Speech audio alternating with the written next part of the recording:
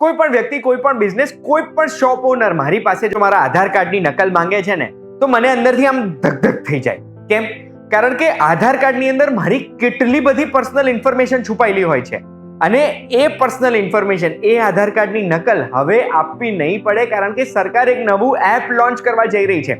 તો જો તમે જાણવા માંગતા હોય આ એપ કામ કઈ રીતે કરશે ને કરશે શું અને કઈ રીતે આપણી પર્સનલ ઇન્ફોર્મેશન બચાવશે, તો એના માટે ધ્યાનથી સાંભળજો. હું તમને એક વાત કહું.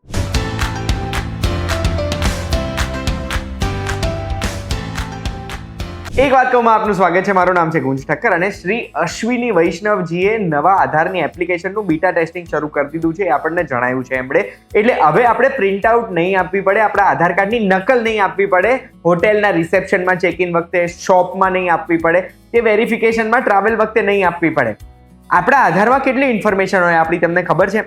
આપણો આધાર નંબર જે સૌથી ઇમ્પોર્ટન્ટ છે એ તો હોય જ, આપણું એડ્રેસ હોય, ડેટ ઓફ બર્થ હોય, આપણા ફાધરનું નામ હોય અને આપણો ફોટો હોય. એટલે બેસિકલી આપણા આધારની નકલ જો કોઈના હાથમાં લાગી ગઈ અને એ આપણને ફોન કરીને કહે છે, હેલો બેંકમાંથી બોલું, તમારું એડ્રેસ આ છે, તમારા પપ્પાનું નામ આ છે, તમારું નામ આ છે, તમારો આવો ફોટો છે, તમે આવા દેખાવ છો, તો આપણે ભરોસો કરી લઈશું યાર એમને કે યાર આ ભાઈ સાચું બોલે છે ને આપણી બીજી પર્સનલ ઇન્ફોર્મેશન આપી દઈશું. અને એટલે જ આ એપ લોન્ચ કરવાનો હેતુ પ્રાઇવસી જ છે, જે થોડાક જ સમયમાં લોન્ચ થવાની છે. જે એપ લોન્ચ કર્યા પછી આપણે આપણું આધારનું વેરિફિકેશન એક સિંગલ ટેપથી કરી શકીશું. અને આમાં કામ કઈ રીતે કરશે? તો આપણે જ્યાં બી આપણું આધાર આપવાનું છે ને, ત્યાંનો QR કોડ આપણે સ્કેન કરવાનો આવશે. એ સ્કેન કરીશું એટલે જેમ યુપીઆઈ થી પેમેન્ટ કરીએ છીએ ને, પિન એન્ટર કરીએ, એ જ રીતે આપણે જેવો QR કોડ સ્કેન કરીશું ને, એવું તરત જ આપણને આપણું ફેસ ઓથેન્ટિકેશન માંગશે. એટલે આપણે જ આપણું આધાર શેર કરવું છે ને, વેરીફાઈ થશે.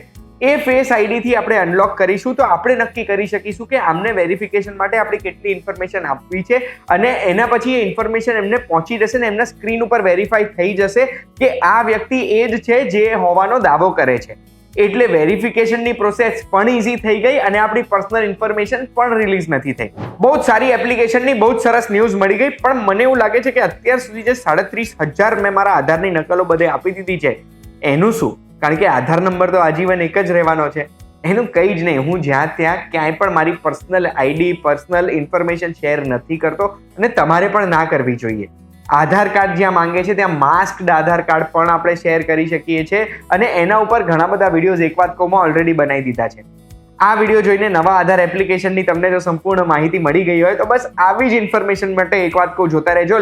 એપ લોન્ચ થશે એટલે તમને ઇન્ફોર્મેશન પહોંચી જશે અને ટ્યુટોરિયલ બી વિડીયો બનાવી દઈશ, ચિંતા ના કરતા.